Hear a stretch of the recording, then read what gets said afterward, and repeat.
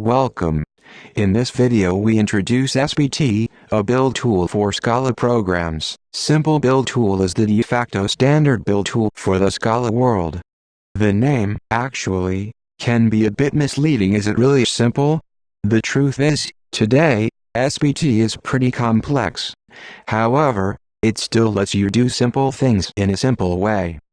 SBT is probably the more powerful build tool around. It features interactive execution and an unparalleled flexibility. Of course, the first step to use any software is its installation. To start, we go in the website, scala-sbt.org, and we download it. Depending on the operating system, the procedure is different. Let's see how to install SBT in the various operating systems.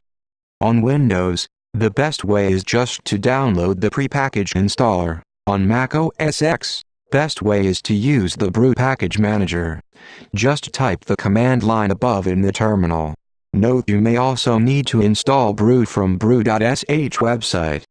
On Linux, you can install it with the appropriate package manager of your system. Note you need to add a repository to retrieve the package. Check the website for the commands to add the correct one. Let's build the simplest possible example. Create the following files. First, a very simple Scala program. It just prints hello. Second, a build definition for SBT. It is just a file named build.sbt containing instructions to build your program. This build is so simple because SBT knows everything needed to build the program. Now, just type SBT and ask it to run the program. The program will be compiled and executed.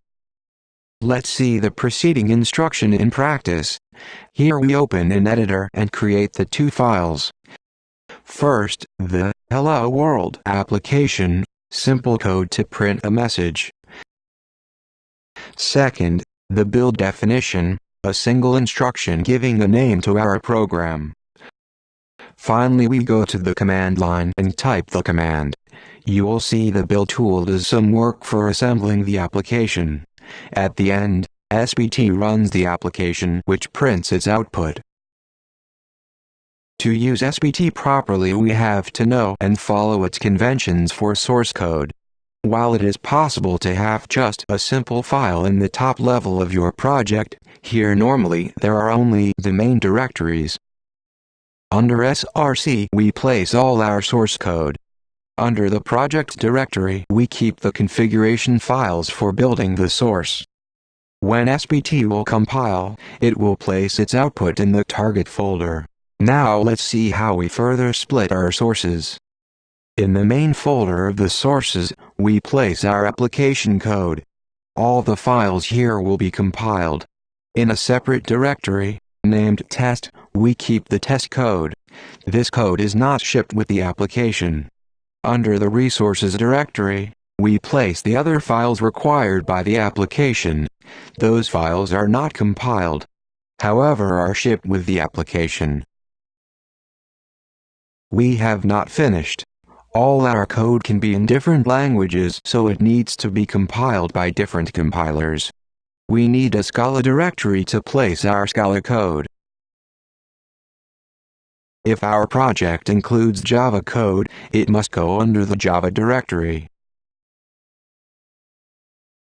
You can have also code to be compiled only with a specific version of the Scala compiler, to support multiple versions. Of course, the distinction between Java and Scala code applies also to tests. Let's see now all the parameter needed to configure the output of our project, the so-called artifact. All artifact belongs to an organization. By convention, it is often the reversed domain name of the organization. It is of critical information to locate the artifact on the internet. Extremely important, and the most variable part, is the version number of our artifact. It is also a critical information for packaging. Scala code typically depends on the version of Scala used, so we need to specify the Scala version we are targeting. Leaving a default is not a wise choice. Those configurations affect the coordinates of the generated artifact. We just saw how to give a proper identity to our project. Now let's see how we can import third-party libraries. To import a library in your project, you use a declaration like this one. This code adds a dependency on the Scala test library. The first part is the organization name. The second part is the artifact name. The third one is the version number. The last one is the configuration, which restricts the usage of the dependency and is optional. In the previous example, there are a few things to note.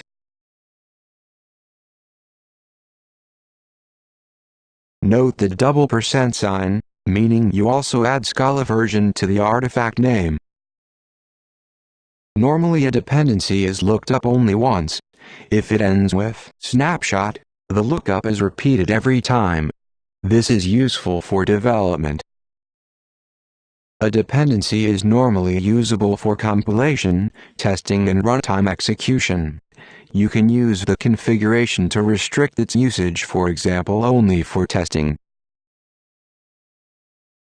SBT is an interactive build tool. It means it provides a very rich command line interface. If you execute SBT, you get a prompt. In this prompt you can type a lot of commands. Here is a list of the more useful. The primary activity of SBT is compiling your code, activated by the compile command. You can run your program with the run command. SBT will automatically for an executable class. If you have many classes, you may use the run main command, which allows you to choose which class you want to run. The test command will compile and run all your tests. Note that test must be compiled, so you can use test:compile to compile only your tests, if you are only looking for errors. When you change a configuration, you do not need to stop SBT. Just type the reload command to pick the latest changes on the build definition. If you change the definition, you may have to find new dependencies. The update command will retrieve them. Let's see some more commands. The package command instead produces the jar after compiling. Once compiled, the package can be published to a repository. You need to configure your repository and provide also location and password. So to have this command work, you need more configuration that we do not discuss here. A simpler way is just to do a local publishing. The local publishing does not require more configuration because it is file-based, but the published files can be used only by other projects in your local machine. Scala has a console for executing interactively Scala code. You can use the console command to access it, with the advantage your code will compiled and included in the console, so you can try it interactively. Now we see in practice the interaction. As a first step, I move the source file to the appropriate directory, according to the conventions. I update the build file adding a new dependency, in order to be able to use the test library Scala test. Using this library, I can write a test, like the one you can see here. Starting SBT, it will resolve the dependency and download it from the net, so the library can be used. Finally, I can execute the test from the command line using the command test. Let's examine now how SBT can be extended using plugins. Plugins are an extension of SBT. There are many plugins available because writing them is pretty easy. We can then say that plugins exploits the power and flexibility of SBT. You add a plugin adding a dependency. This dependency must be stored in the file project/plugins. The dependency must be wrapped in the add SBT plugin call. When you add plugins, they often depend on the version of SBT, so it is recommended you also specify the version of the SBT you are using. Plugin version is specified adding the line below in a build.properties file, under the project directory. Each plugin provides different features. Usually a plugin extends the command line with new commands. In the case of the SBT Eclipse plugin, it makes available a command to generate Eclipse configurations for an SBT project. Here we can see how to enable a plugin, and how we use it to generate a configuration for editing our project with Eclipse IDE. Now, I start SBT and I type the Eclipse command to generate the Eclipse configuration. To use Eclipse for editing the source, we need to import the generated project. Opening with Eclipse the project directory, we see Eclipse recognizes the project. Here the project files can be opened and edited with Eclipse. Typing a compile command for every change can be boring. Luckily, SBT has a feature allowing to compile automatically. Just prefixing any command with the tilde character will put it in continuous compilation mode. It means that any change on the source files will trigger an execution of the command. In the simplest case, with this command you will compile at every save of the files you are editing. There are cases when you actually want to execute a command at any changes, for example to have a server restarted. You can also do a continuous run while editing. This way your application will be re-executed whenever you change the source files. Also you may want to do a continuous compilation when you write tests to execute them and fix the code. SBT features execution of multiple commands in single command line. To execute multiple commands, you have to prefix each command with a semicolon. While it may look odd, the syntax has a reason. You can prefix a sequence of commands with a tilde.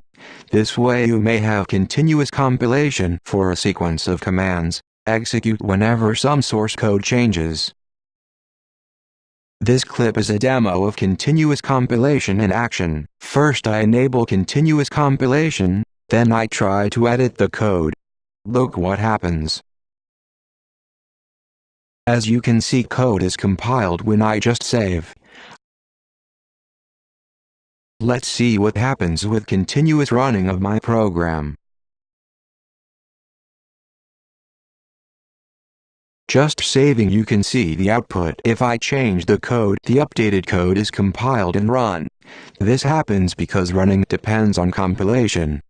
Let's try now to run tests and then execute code. Here you can see a failed test. Let's fix it.